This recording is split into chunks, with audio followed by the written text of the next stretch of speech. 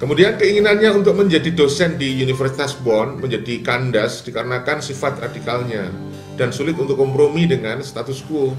Akhirnya, Karl Marx terjun ke dunia wartawan di sebuah koran oposisi yang berhaluan liberal progresif ya, di Kohin yang bernama Rheinische Zeitung.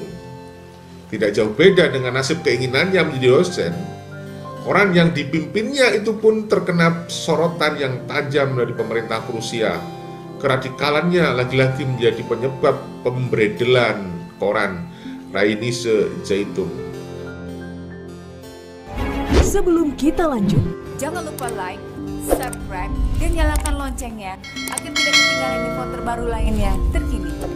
Semoga bermanfaat. Assalamualaikum warahmatullahi wabarakatuh. Om Swastiastu, Namo Buddhaya, Rahayu. Salam sejahtera bagi semua teman-teman, saudara, pemirsa TV Kebangsaan.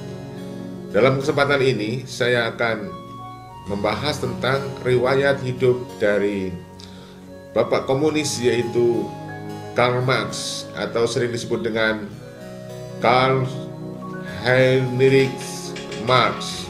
Ia dilahirkan pada tanggal 5 Mei 1818 Masehi di kota Triel, Prusia, sebelah perbatasan barat Jerman. Ia dilahirkan di tengah-tengah keluarga Yahudi. Ayahnya yang bernama Heinrich Marx adalah seorang pengacara Yahudi. Karena adanya tekanan dari pemerintah Prusia, maka seluruh keluarga Marx pindah agama, yaitu masuk agama Kristen Protestan. Walaupun masyarakat di kota Trier banyak yang memeluk Kristen Katolik, hal ini tidak terlepas dari keinginan sang ayah yaitu Heinrich Marx untuk bekerja sebagai seorang notaris. Kepindahan Marx beserta keluarganya dari agama Yahudi ke agama Kristen Protestan sebenarnya tidak dilakukan secara bersama.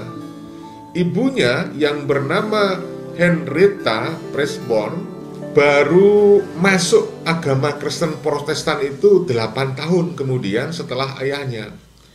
Tidak jauh berbeda dengan ayahnya, motif kepindahan ibunya juga disebabkan oleh adanya keuntungan sosial pada saat itu. Karl Marx adalah anak lelaki tertua dari 9 bersaudara. Baru dibaptis kemudian sebagai seorang Kristen tepatnya pada tahun 1874. Kepindahan agama keluarganya dialami Marx pada saat ia itu berusia baru 6 tahun. Sewaktu kecil, Marx biasa dipanggil dengan gelar Maruko, yaitu panggilan yang dinisbahkan pada bangsa yang mendiami Afrika Barat Laut. Perawakannya gemuk, berkulit hitam, mata cekung, dan memancarkan sorotan yang tajam. Marx terlihat pendek di antara teman-teman sebayanya pada saat berusia 15 tahun. Karl Marx menamatkan sekolah menengah awal atau gimnasium itu pada saat berumur 17 tahun. Kemudian ia melanjutkan pendidikannya di sekolah menengah atas. Kejeniusan Marx itu benar-benar sudah terlihat sejak kecil pada saat dia duduk di sekolah menengah atas. Dia sudah mampu menulis buku tentang alienasi rasa takut ditolak oleh Tuhan. Marx sangat tertarik dengan cerita tentang surga yang damai dalam kitab Genesis dan merasa takut dengan cerita mengerikan di Apokalips dalam Revolution. Setelah lulus sekolah, yaitu sekolah menengah atas, keinginan ayahnya Karl Marx melanjutkan pendidikannya ke perguruan tinggi di Fakultas Hukum Universitas Bonn. Ayahnya berharap sebenarnya semoga Marx ini dapat melanjutkan karirnya sebagai seorang notaris di Universitas Bonn. Karl Marx hanya selama 1 tahun, kemudian Karl Marx tidak kerasan dari Universitas Bonn, lalu pindah ke Universitas Berlin. Di sana ia mengkhususkan diri pada studi filsafat dan studi sejarah. Sebelum Marx pindah ke Universitas Berlin, Marx melamar kekasihnya yaitu Jenny von Westphalen yang telah lama menjadi kekasihnya. Ayah Jenny, Baron Ludwig von Westphalen, adalah seorang penasihat di kota Trier. Marx menikahi Jenny pada tahun 1843. Jenny sangat setia kepada Marx dan ide-ide revolusionernya. Sepanjang hidup mereka, Jenny dan Karl Marx ini hidup tak terpisahkan meskipun hidup mereka miskin, menderita penyakit dan kegagalan-kegagalan. Cinta Jenny kepada Marx adalah cinta yang abadi. Dari pernikahannya dengan Jenny, Karl Marx dianugerahi 6 orang anak. Meskipun dari 6 orang tersebut hanya 2 orang yang dapat bertahan hidup agak lama. Di Universitas Berlin, Marx bergabung dengan kelompok studi yang menggeluti ajaran filsafat Hegel. Kelompok studi tersebut bernama Hegelian Muda atau Young Hegelian. Dari sinilah awal dari keradikalan dan kekritisan pikiran-pikirannya Marx dengan penekanan pada rasionalitas dan kebebasan. Ajaran filsafat Hegel tersebut sangat cocok untuk mengkritik sistem politik yang otoriter. Sehingga karena keradikalannya, kaum Hegelian muda ini menjadi lawan dari golongan kaum Hegelian sayap kanan yang pro dengan pemerintah Prusia. Pada tahun 1841, Marx mendapatkan gelar doktor dari Universitas Jena dengan disertasi The Difference Between the Natural Philosophy of Democritus and Natural Philosophy of Epicurus, atau perbedaan antara filsafat alam demokratis dan filsafat alam Epicurus. Tepatnya pada tanggal 5 April 1841.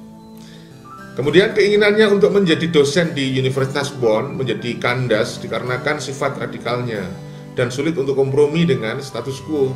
Akhirnya, Karl Marx terjun ke dunia wartawan di sebuah koran oposisi yang berhaluan liberal progresif di Kohin yang bernama Rheinische Zeitung.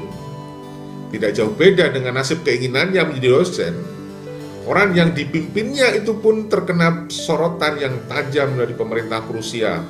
Keradikalannya lagi-lagi menjadi penyebab pemberedelan koran Rheinische Zeitung.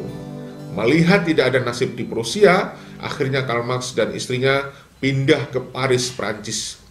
Di sinilah Marx berkenalan dengan tokoh-tokoh sosialis Prancis seperti Proudhon dan Bakunin. Ini merupakan benih dari awal gagasan tentang sosialisme dan komunisme. Selain bertemu dengan tokoh sosialis Prancis, Marx juga berkenalan dengan Friedrich Engels, anak pengusaha pabrik pemintalan kapas yang juga seorang Jerman kelahiran Bremen. Ini merupakan awal persahabatan abadi antara Karl Marx dengan Engels.